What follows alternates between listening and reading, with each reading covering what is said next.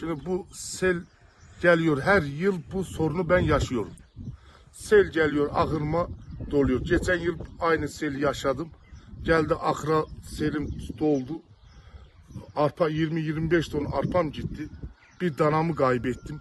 Lütfen yetkililere bu sesimi duyurmak istiyorum. Buna bir çözüm bulun. Kime söyleyeceğim sana? Köyümün muhtarına da söyledim. Bunu bir köylüler de biliyor bu mağduriyetimi. Ama adamlar hiçbir şey yani bir gelişme bir şey yok. Yani burada bir görürsünüz, burada bir kanal var.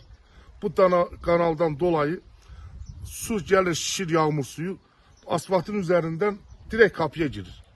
Bu da ahırın içine ve burada kapıya da arpa yığmıştım. Arpamın üzerine yeni biçim olmuştu o zaman.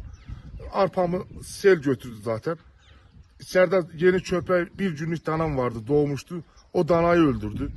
Yani şimdi buna bir çözüm bulunması lazım. Bunu lütfen sesimi duyurmak istiyorum. Yani buna bir çözüm bulun.